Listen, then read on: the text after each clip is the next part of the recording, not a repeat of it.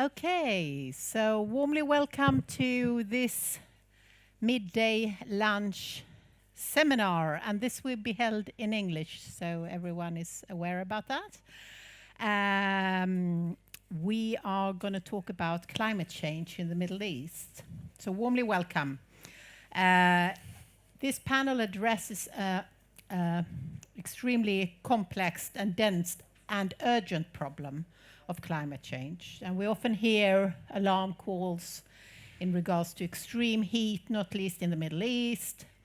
We hear about other alarm reports that the climate change caused the Syrian war and that water is about to run out in the Middle East.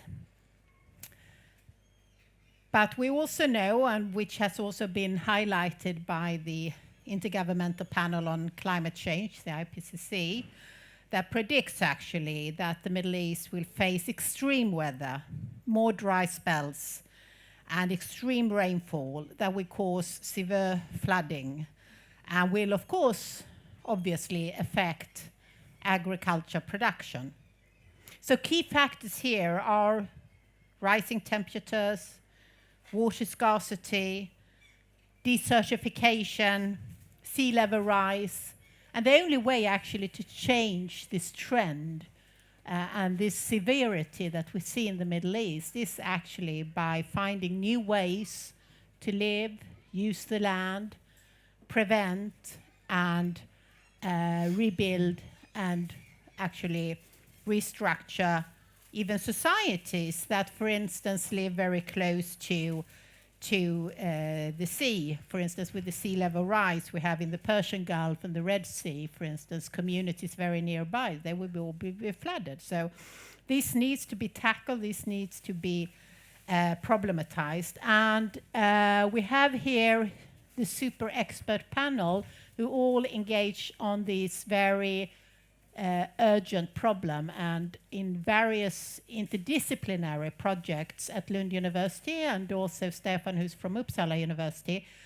collaborate with different disciplines to resolve and to find new pathways of how we can understand this. So we have first Linda Eklund, who's a researcher at the Center for Advanced Middle Eastern Studies, but also a lecturer in physical geography and ecosystem science at Lund University, have done extensive research on the links between drought, the land use change, migration, conflict, particularly related to Syria and Iraq. And you are also doing collaborative work together with Pinar on wildfires. And wildfires is something that we also can relate to in Sweden, not least actually during this summer, also in 2018. We saw what happened when we have very dry summers. Suddenly, very quickly, we actually experienced something similar. Saura Brogard, who has a different background, is also a researcher at the center, but also at the Center for Sustainability Studies at Lund University, specialized on livelihoods in relations to land changes, processes, and climate variabilities. But you also participate in one of our big projects at the center on artificial intelligence and dust storms control in the Middle East, which is, again, of utmost important. We know that this kind of dust storm has all different and serious repercussions. Pinar Dink, also a CMES researcher, a lecturer in political science, have done extensive work on Turkey, the Kurds, nationalism, ethnicity, conflict, and also recently now also exploring the nexus between environmental challenges and, as I said, on wildfires together with Lena.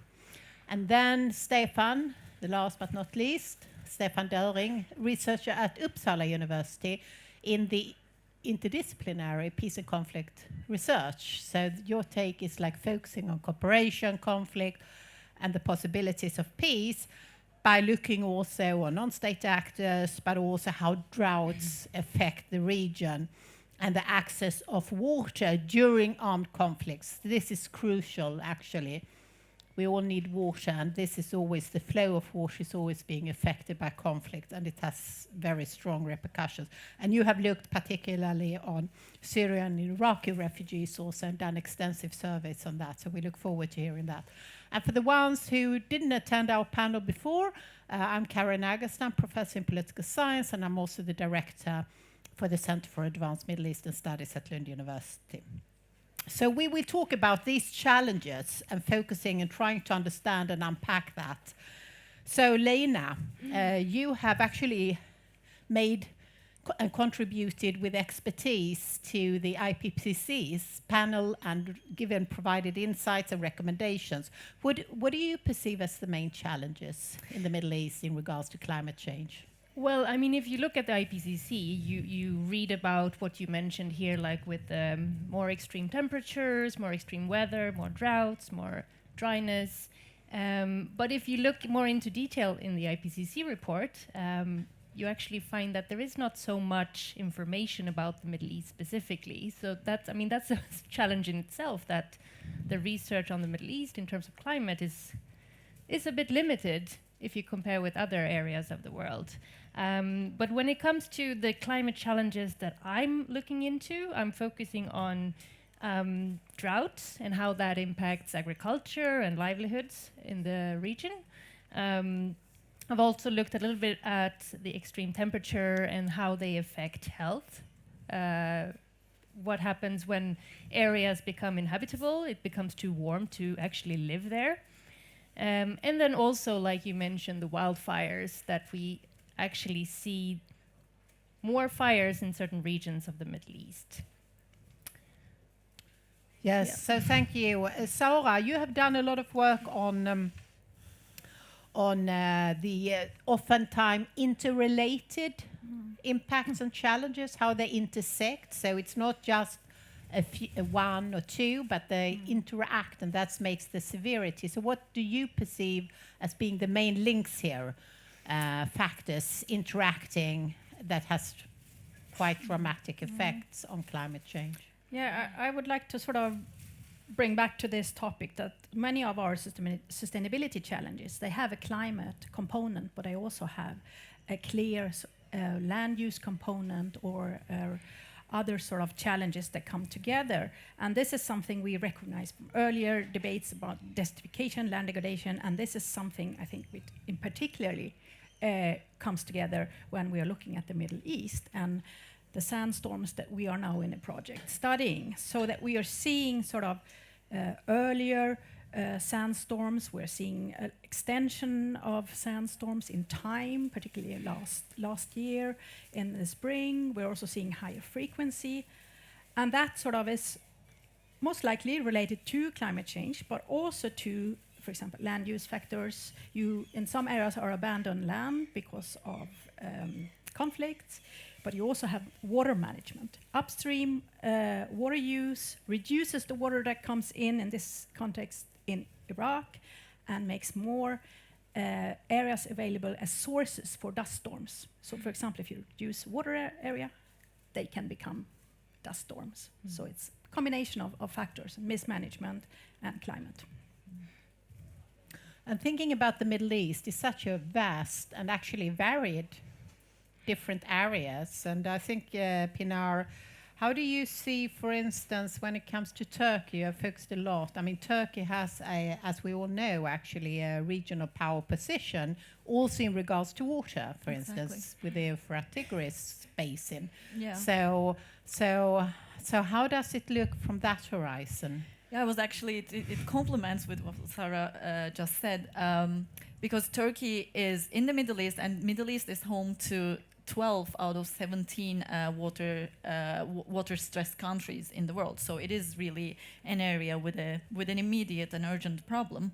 And like Sarah mentioned, there are countries with the upstream and downstream, and this actually becomes an issue in politics as well, because how you control the water, it's pretty much political.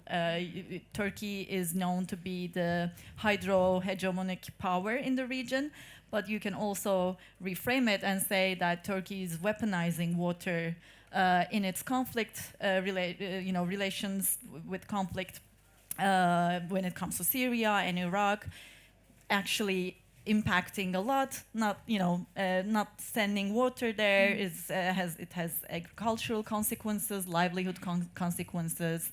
and also, actually, if you think about it, it's not only about agriculture as well. It's about drinking water problems and a lot of health issues related to that. So it's very political as well. Yeah, exactly. So you need to bring in the politics as well. Stefan, you have done so much work on, particularly, as I said, on Syria and Iraq. So if we want to contextualize within these sort of communities and settings, because it's oftentimes difficult to generalize also, we need to also look on the communities and the local level. So what do you perceive as the key challenges? I mean, I agree with lots of the things that have already been talked about. I mean, in one way we have quite high certainty that things like heat waves, water scarcity will increase. And we already are talking about a very scarce region to begin with.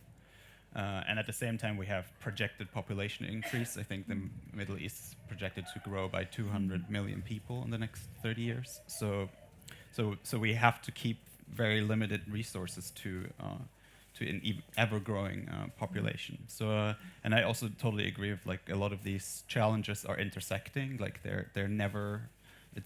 If you look at water scarcity, you also look at food security, energy production, and health issues.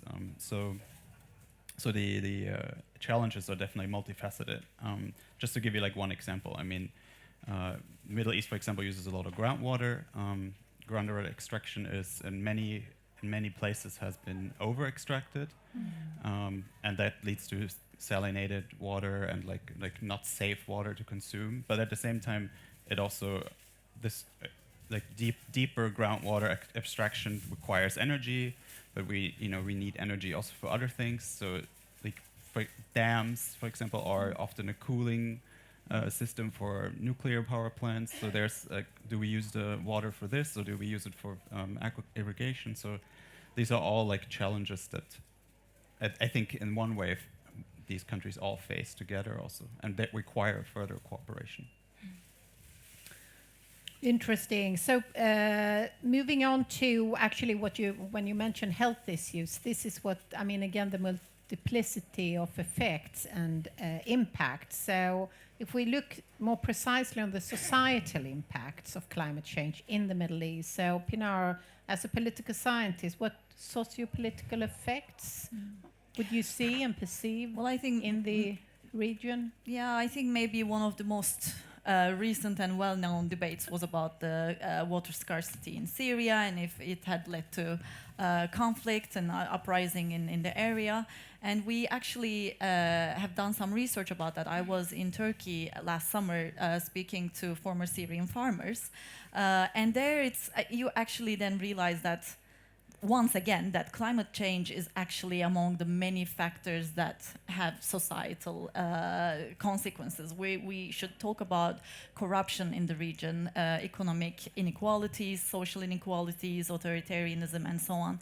Which has, and of course, related to that, there is bad governance or lack of governance in the region, which is leading to such harsh and complicated societal consequences. I mean, one example, adding to what you said, is, for instance, when I was talking to them, they were saying that, we used to use wells, and we would go down as like a few meters, and it became a few 100 meters, and no matter what we did, it wasn't enough. And then they would also talk about oil that they had to use for that, or electricity, and then they didn't have enough oil or electricity to dig the wells, and then it becomes an issue about, how do they deal with this? Then it becomes a migration issue, and it doesn't have to start with external migration. It starts with temporary, short distance migration, where you go and come back, and then as things escalate and as it becomes almost impossible for these people to continue living there, that is usually the triggering thing. What I have heard from my respondents was that it was the conflict. When the war came to their villages, then it was required that they had to leave immediately. So I can say that climate impacts are there, they are real, they are really dealing with a lot of water scarcity issues, but they're resilient as well, and they're trying to mitigate these things. But when things combine with different elements, then it becomes much more difficult. Yes, during the 1990s, there was all these talks about the opportunities that actually water scarcity does not necessarily trigger war, as was presumed before, but actually could be sort of fostering the spirit of peace and water cooperation. So there was a lot of programs launched in many different parts, actually, in the region, project. So, Stefan, you have done work on water cooperation, and we know that it's super central, because if it's something that we do need to cooperate over, and it's transgress borders, and actually I have to mention actually a very interesting project going on between Israelis, Palestinians and Jordanians, despite the fact that all the diplomatic efforts on the high political level is all blocked, it's all frozen, it's dead more or less, the Middle East peace process. But interestingly enough, there are 11 communities that has cross-border collaboration in regards to water, because they know, the small communities in the villages, that they have to collaborate, because if you are not dealing with your whatever water source you have in a proper way, it will affect me, and I need to collaborate with you no matter what the politicians or the diplomats are saying. So I'm thinking, Stefan, what do you see the opportunities and limitations of water cooperation? Are there some preconditions that have to be in place before, or do you see it's taking place on some levels, not others? Because we know that states like big projects, dams, prestige, it's part of the nation building, but often have counterproductive effects on the local communities.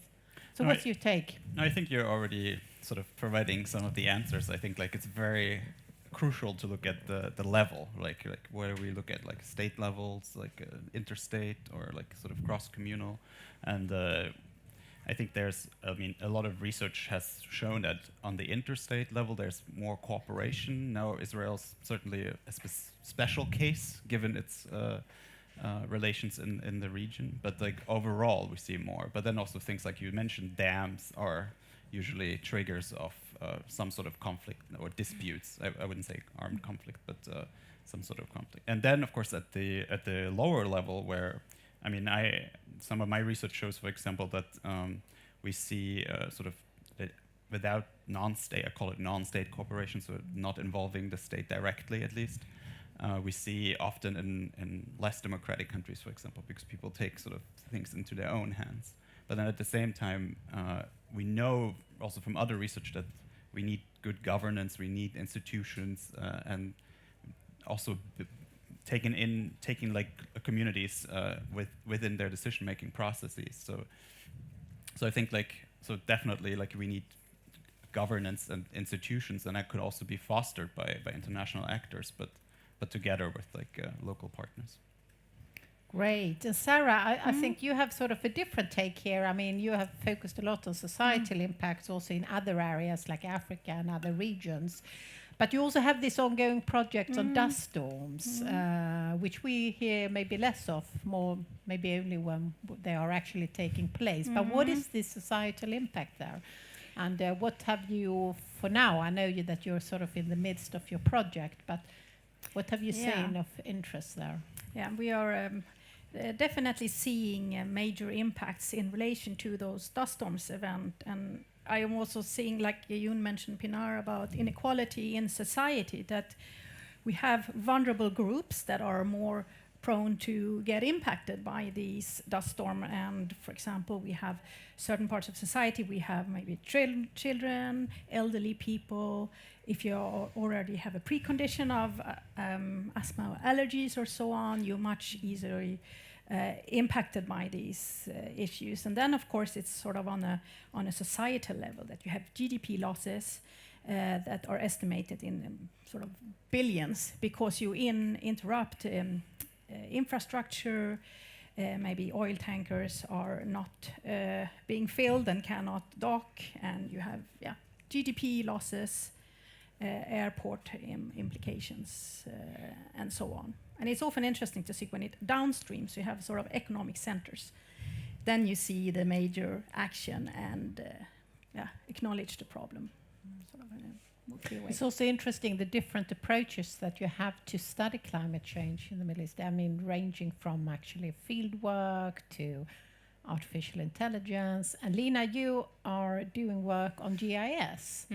And so that is a way of actually studying these phenomenons remotely, you could say. So what is the take from that view, sort of? Yeah, so I have, I use GIS and remote sensing, which is Earth observation using mostly satellite images. So I view the Middle East from space, which is, it's a different perspective than the ground perspective. And it's a very useful way of working in especially in countries that are affected by conflict, where you cannot always go there and see what's going on, but you can take images going back to the 70s actually and see what happened with agriculture, what happened with water, sizes of dams, sizes of lakes, and so on.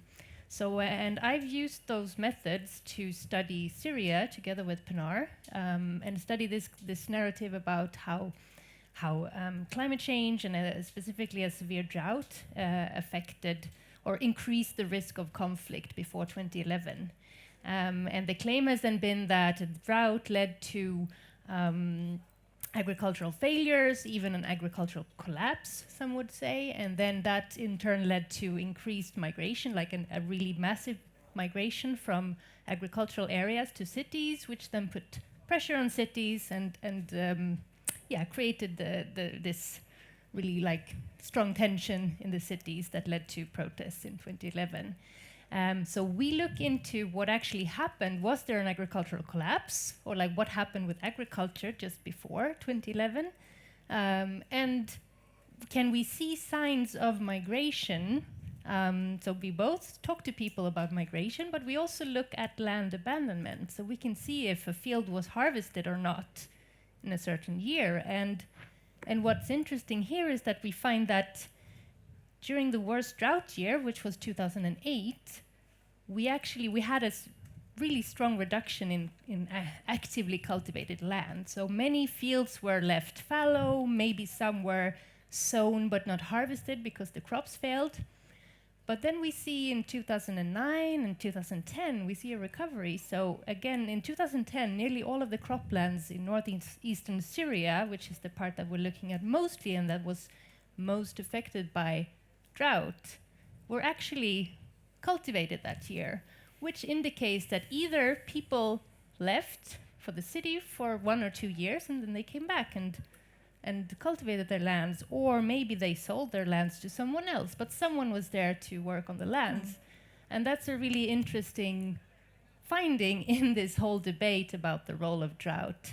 And it shows that it's more complex than just saying that just because the drought happened before the uprising means they are connected. Can I add something Super to that? interesting. Yes, sure. I mean, I think one of the benefits of being able to use satellite images is that when we're talking about such conflict-ridden places, everything becomes political. The narratives there are political. Everyone has a political stance. They speak from a certain perspective, and it's not united. There are various opinions. So using them to do research is often not enough, because it then becomes criticized for following one of the dominant lines of arguments. But when you check the same region from satellite images and then combine that sort of information with ground-based information, then it becomes something else. So I really think that it's there's so much value to using these methods.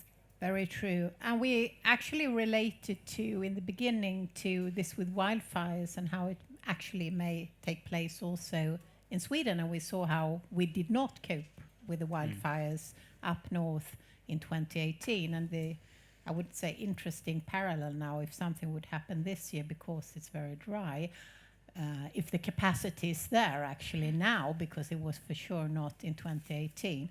So that triggers actually the question of what can we here in Sweden and in Europe actually learn from the region. It's not only exporting ideas from here, but actually drawing insights. And I know, for instance, with Syria, the old Kanat systems, and there are different traditional practices that are at times actually revived. So I'm just thinking, what can we learn from the region? And this is a tricky question, and I think about you, Stefan, as a peace and conflict scholar. We often try to come up with some suggestions or some recommendations. That's sort of the tradition within the field. So what would you say? What can we learn from the Middle East of relevance to Sweden and Europe in regards to your research?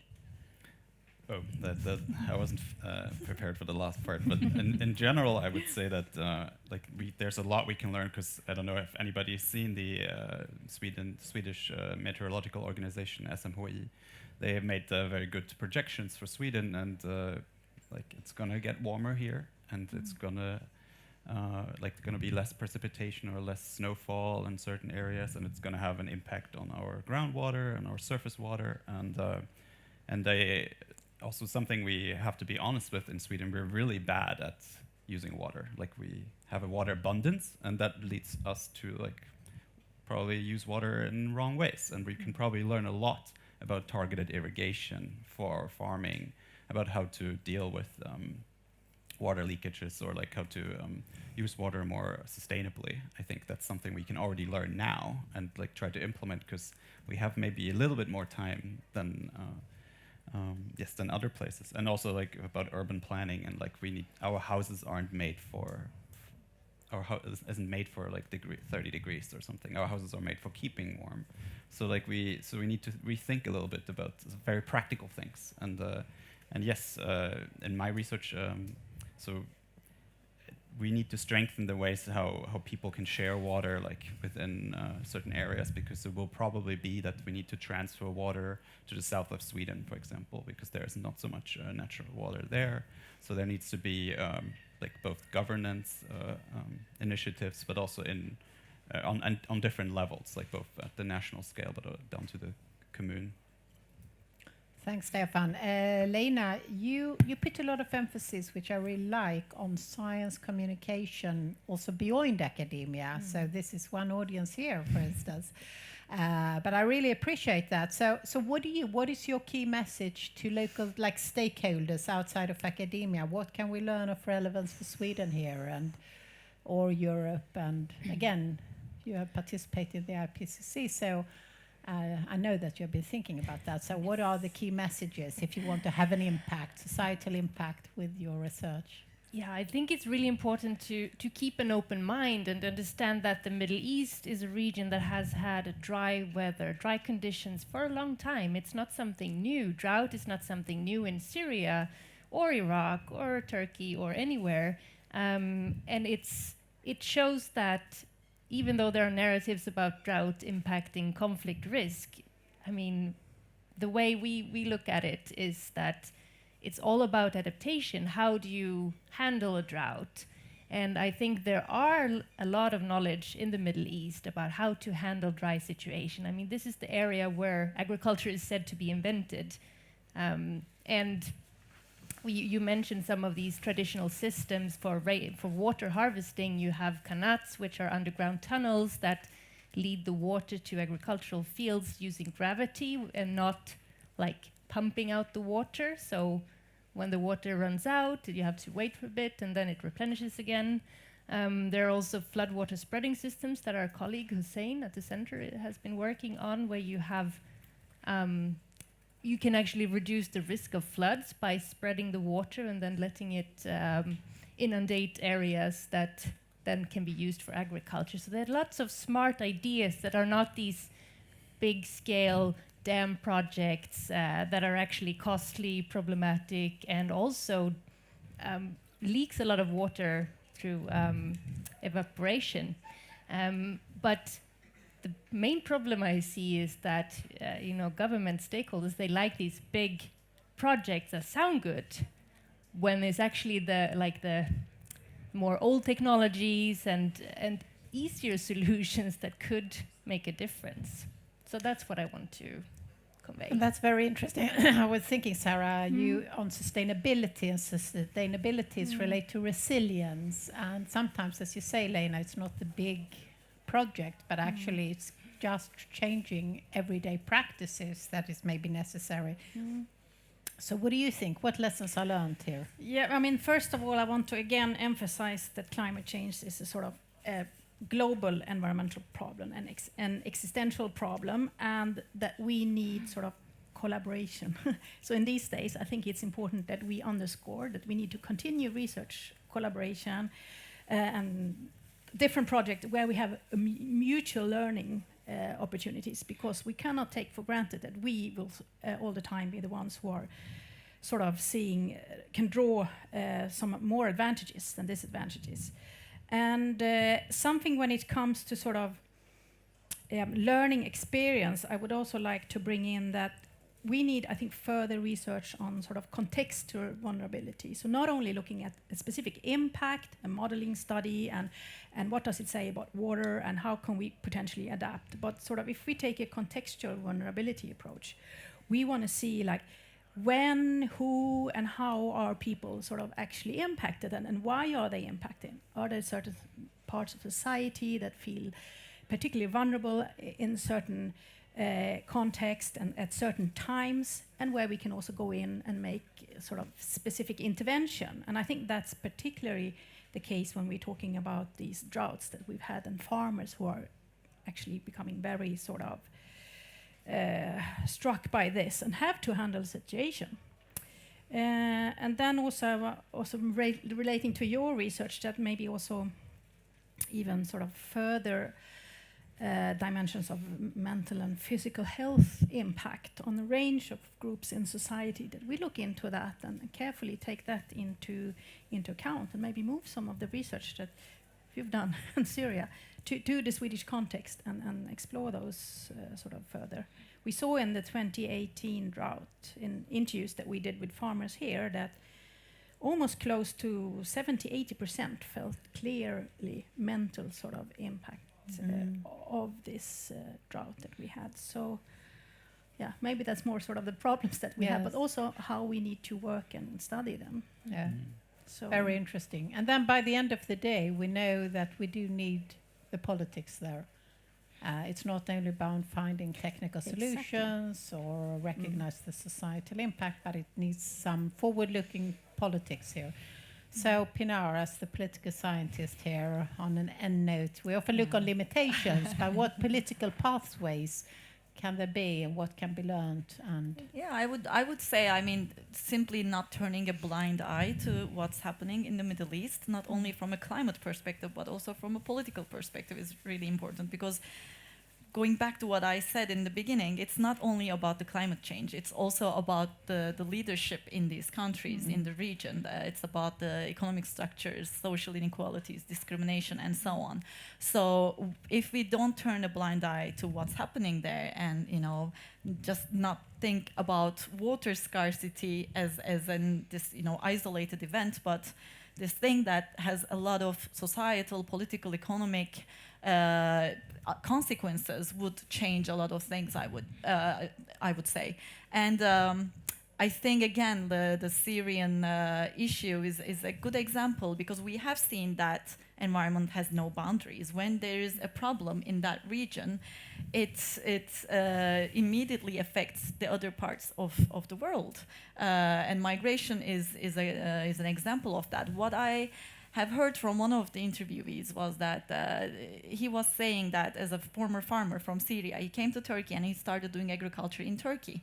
And then he was saying, well, now there's also water scarcity here. It's not like before. So now I'm thinking, like, I can't do it here either. I want to go to Europe, right? And then another example I can say, well, we did surveys in January, and 6 months later, when I was doing the interviews, I interviewed some of the persons that have responded to the survey questions, and I asked the same question again. We asked, like, what are your projections about your future?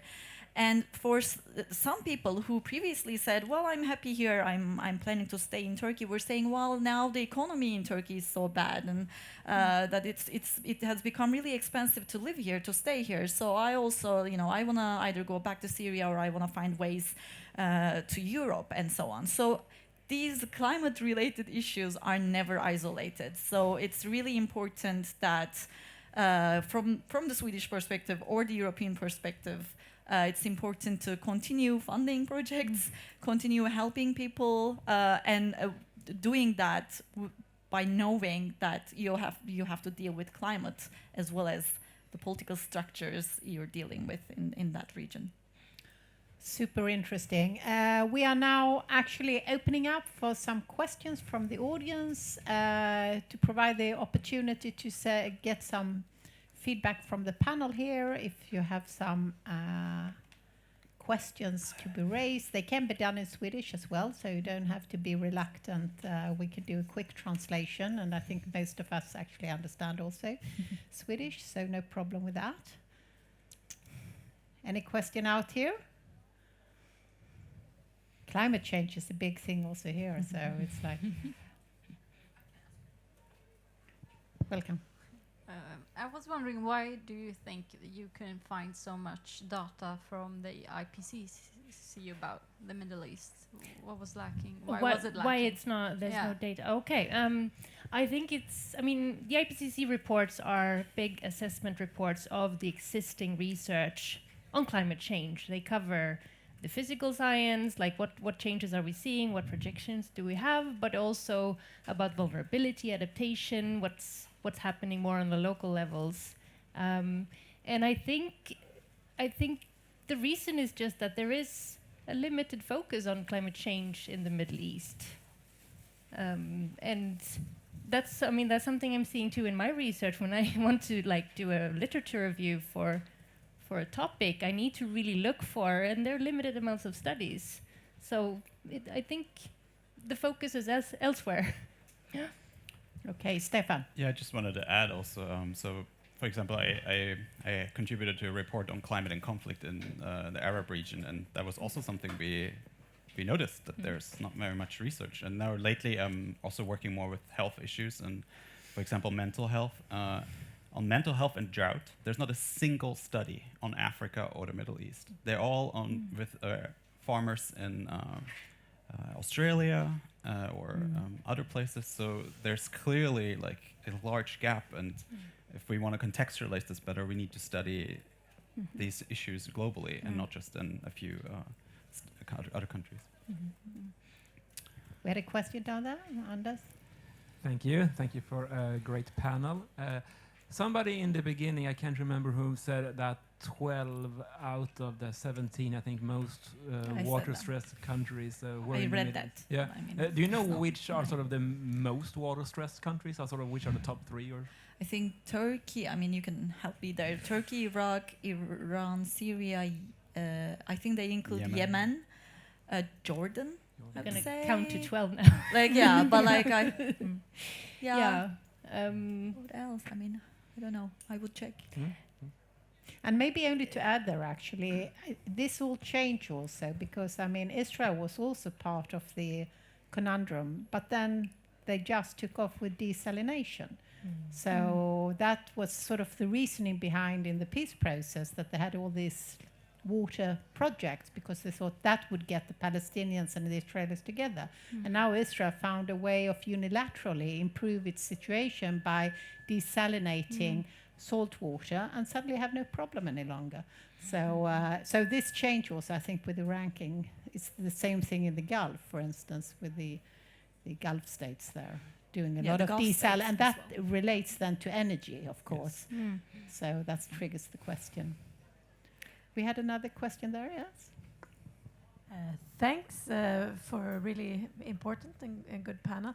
I have a question about fossil groundwater, because obviously a lot of countries in the region have been very reliant and over-reliant on that, and I wonder both kind of what initiatives are taken to reduce that, because I know some of the states have been extremely happy to just use whatever is there, and also what push is there from the outside to kind of minimize usage of fossil groundwater.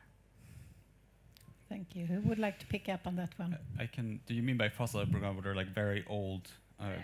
Yeah, that's very deep. Well, the way that I understand it, most of that is actually not so useful, because it's often very salinated, and or sometimes has other like it might be phosphorus or things like that. It's actually easier than to use salt water from the sea and desalinate that instead of using that water.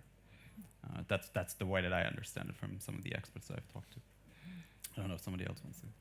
Well, I mean, I can't really answer your question, but it makes me think about if you look at Google Earth, where you can see satellite images, you can go to Saudi Arabia, and I think during you can change the years, and you can see that in the desert there, at some point, they have like these really big irrigated round fields in the desert. It makes no sense, and I'm pretty sure that's from like pretty deep wells.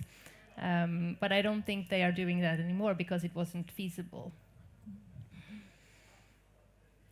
Okay, any other question here?